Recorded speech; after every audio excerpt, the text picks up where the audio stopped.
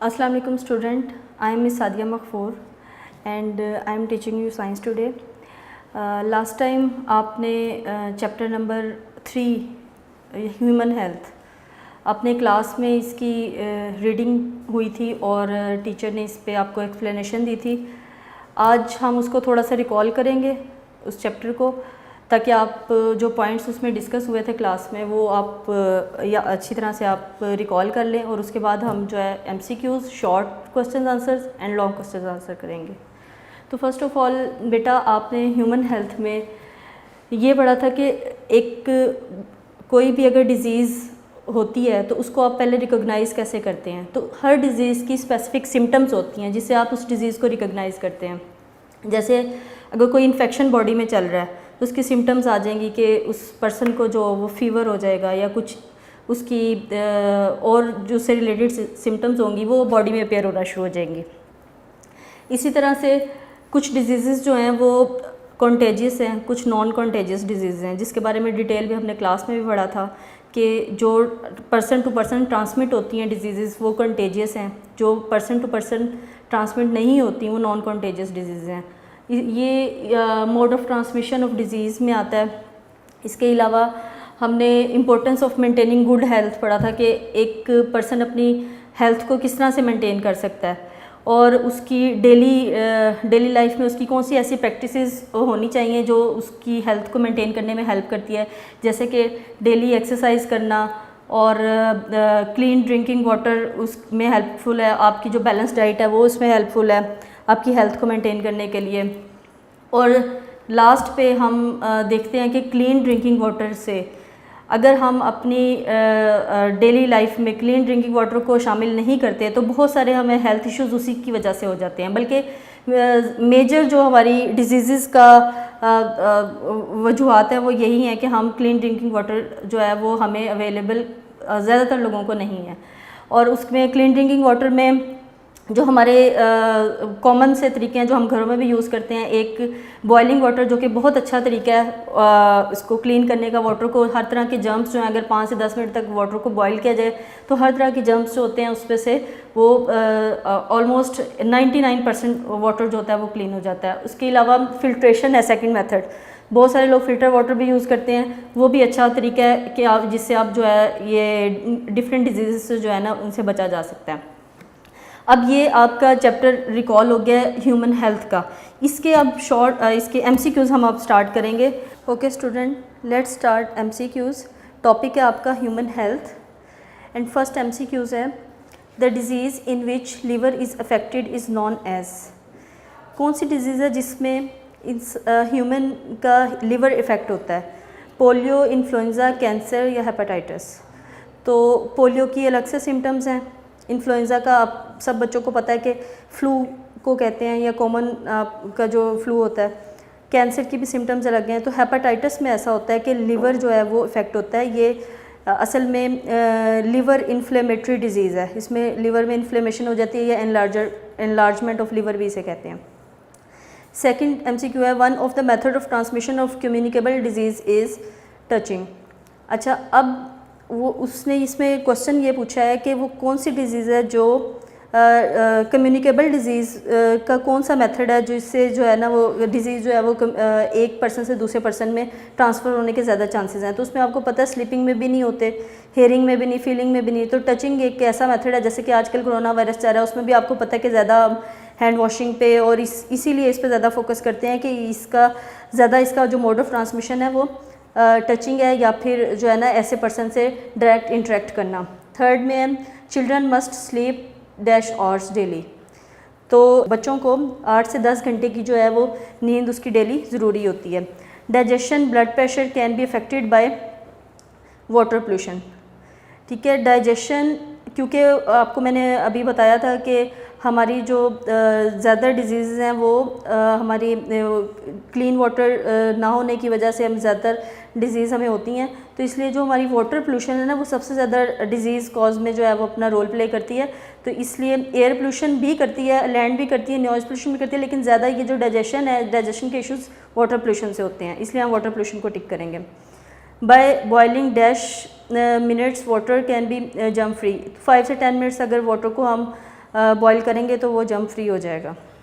The example of non contagious disease is diabetes, ठीक है। Influenza, polio and hepatitis ये contagious हैं, ठीक है। ये एक पर्सन से दूसरे पर्सन में होने के चांसेस हैं इसमें। लेकिन डायबिटीज़ एक इस तरह की डिजीज़ है जो हेरिडिटी है, मोस्टली हेरिडिटी है, तो ये पर्सन टू पर्सन नहीं होती है। Dash act as fuel for our body, carbohydrates, ठीक है। हमें डेली जो हम एनर्जी अपनी हासिल करते हैं वो कार्बोहाइड्रेट से लेते हैं, और कार्बोहाइड्रेट्स हमारी राइस में और ब्रेड में ज़्यादातर होते हैं, पोटैटोज़ में भी होते हैं जी। नेक्स्ट है विच वाइटामिन प्रोमोट्स आई साइट, ठीक है। इसमें विटामिन ए दिया है, बी, सी एंड डी। तो विटामिन ए जो है ना ये विजन के लिए बहुत अच्छा होता है, जबकि विटामिन बी जो है ये हमारे रेड सेल्स की डेवलपमेंट के लिए और डाइजेशन में इन्वॉल्व है। विटामिन सी आपको पता है कि हमारे इम्यून सिस्टम के लिए बहुत अच्छा है, और विटामिन डी जो है ये बोन्स के लिए अच्छा है। तो इसलिए हम इसमें किसको टिक करेंगे, विटामिन ए को, क्योंकि ये विजन के लिए और आईसाइट के लिए यूज़ होता है। और body constitutes of around 75% of water, हमारी बॉडी में 75% वाटर है।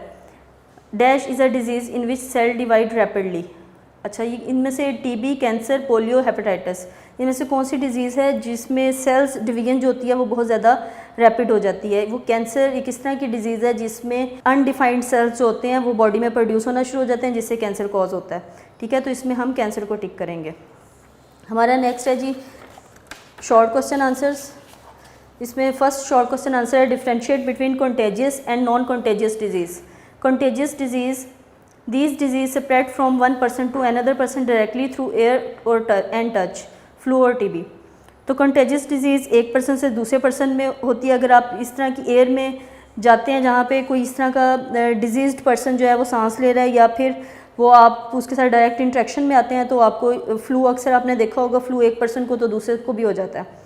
और टीबी भी एक बीमारी है जो ट्यूबरक्लोसिस बैक्टीरिया की वजह से होती है, और इसमें भी यही है कि अगर आप इंटरेक्ट करते हैं तो डायरेक्टली हो सकती है उस पर्सन को। नॉन कंटेजियस डिजीज़ ऐसी, these disease do not spread directly but they need organism to spread.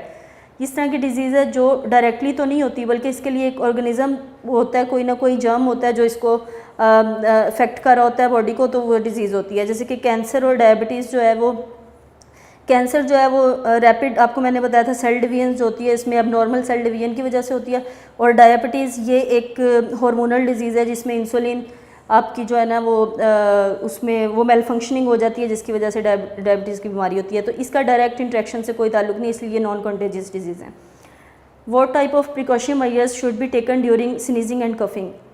अच्छा, स्नीजिंग और कफिंग जब होती है, आपने देखा होगा आपको क्लास में भी जब स्नीजिंग या कफिंग होती है तो आप थोड़ा सा दूसरे पर्सन से आपको हट के एक तो बैठना चाहिए, दूसरा आपने उसके लिए टिशू या जो भी आपने कोई अपने पास रखा हुआ है, कोई रुमाल वगैरह रखा हुआ है, तो वो आप अपने मुंह के आगे रख सकते हैं ताकि ये उसके जो आपके ड्रॉपलेट्स हैं वो दूसरे पर्सन को जो है वो इफेक्ट ना करे, क्योंकि ये पर्सन टू पर्सन ये स्नीजिंग और कफिंग जो होती है ये ट्रांसफ़र हो सकती है।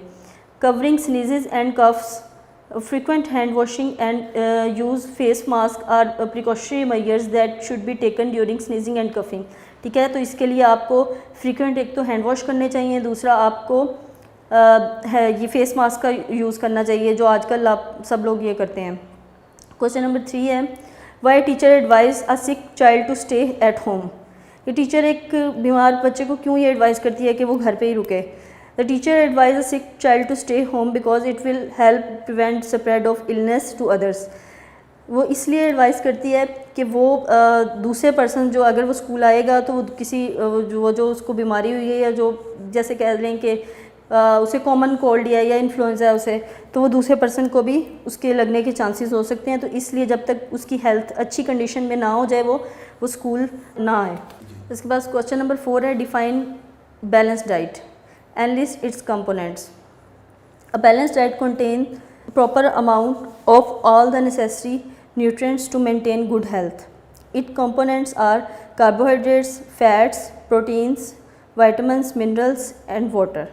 ठीक है, अब बैलेंस डाइट में उसने पूछा है कि बैलेंस डाइट क्या है, हमारे लिए क्यों ज़रूरी है। तो हमारी गुड हेल्थ को मेंटेन करने के लिए बैलेंस डाइट बहुत ज़रूरी है, जिसमें ये कंपोनेंट्स होने चाहिए। इसमें कार्बोहाइड्रेट्स हैं, फैट्स हैं, प्रोटीन्स हैं।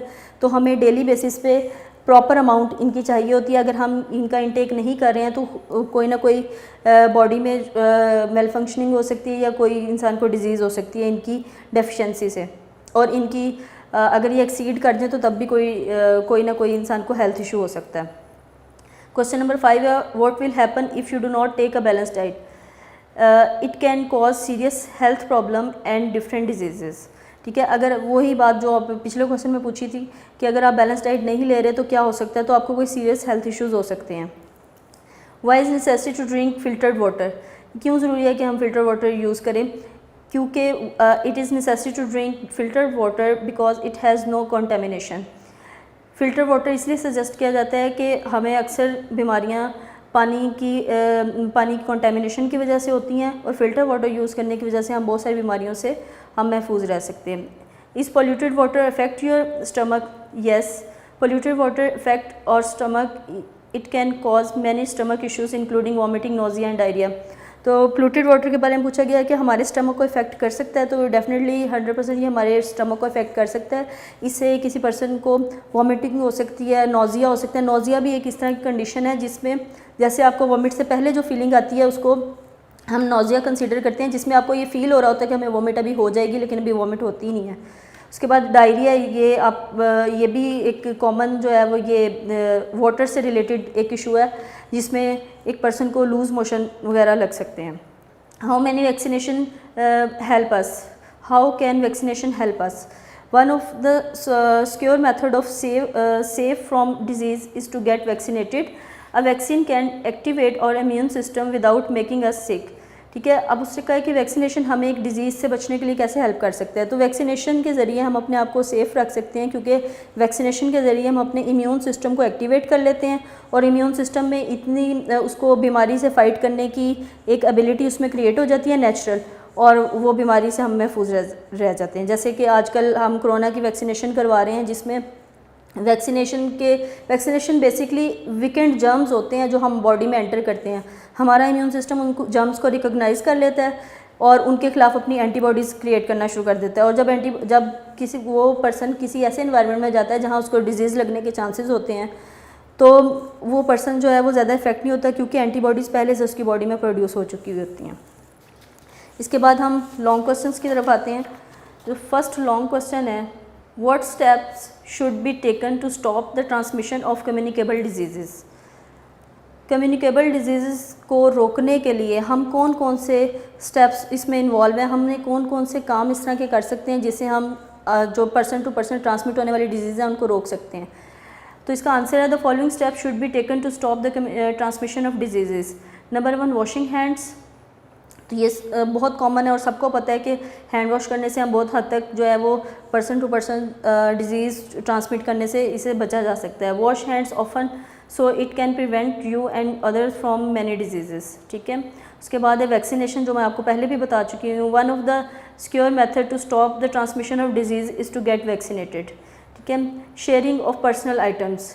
Sharing of personal item must be avoided. ठीक है, आपने जब तक आपको पता है कि कोई इस तरह की डिजीज़ लगने के चांसेस हैं, तो आप शेयरिंग ऑफ आइटम से डिवाइड करें। जैसे आपको क्लास में भी रोका जाता है कि आपने फूड शेयरिंग भी नहीं करनी जब तक ये सूरत हाल चल रही है, आपने फूड शेयरिंग वगैरह नहीं करनी। उसका यही होता है कि शेयरिंग से आपके डिजीज़ के चांसेस बढ़ जाते हैं।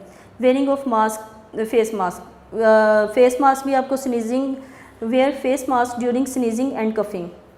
स्नीज़ करते हुए और कफ करते हुए आपको फेस मास्क यूज़ करना चाहिए, या आप उसके लिए टिश्यू का भी यूज़ कर सकते हैं। Proper treatment.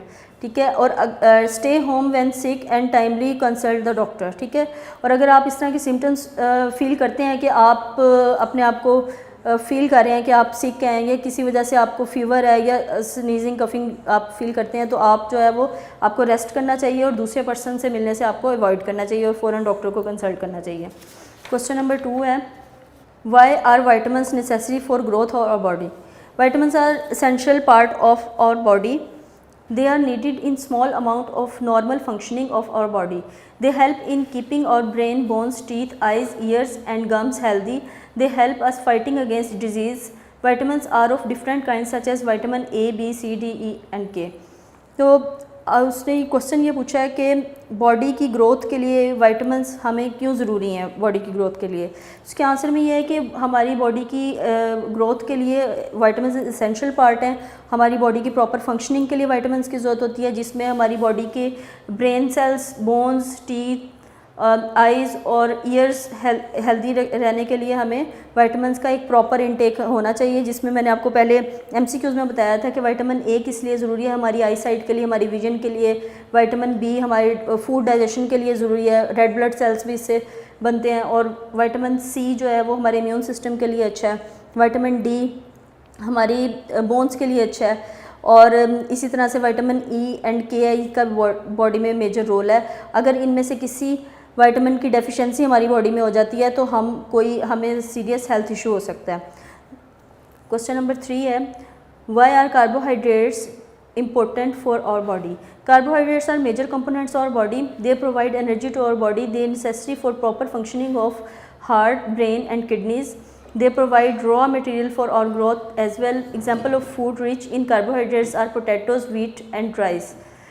ओके इसके बाद कार्बोहाइड्रेट्स के बारे में पूछा है कि वो हमारी बॉडी के लिए क्यों ज़रूरी है। तो डेली बेसिस पे हम जितना भी काम करते हैं तो हम अपनी मेजर एनर्जी कहाँ से ले रहे होते हैं, कार्बोहाइड्रेट से ले रहे होते हैं। तो कार्बोहाइड्रेट्स हमारी बॉडी में मेजर रोल प्ले करते हैं। अगर हम क्योंकि कार्बोहाइड्रेट्स बेसिकली पोटैटोज़ में ज़्यादा है, वीट में और राइस में, और हम वीट का तो डेली यूज़ करते हैं। इसीलिए करते हैं कि अगर हम किसी टाइम पे अपना मील स्किप करते हैं तो हम फील करते हैं थोड़ी देर के बाद कि हम अपनी एनर्जी लेवल को लो फील करते हैं, और जिसके लिए हमें कार्बोहाइड्रेट्स लेना ज़रूरी है। इस तरह से हमें पूरे चैप्टर की एक्सप्लेनेशन से पता लगा है कि विटामिन्स, कार्बोहाइड्रेट्स हमारी बैलेंस डाइट का पार्ट हैं। इस तरह से क्लीन वाटर जो है वो हमें डिजीज़ से बचाता है। तो इसलिए हम सारी चीज़ों को देखते हुए ये हमारी ह्यूमन हेल्थ के लिए ये सब चीज़ें बहुत रोल प्ले करती हैं।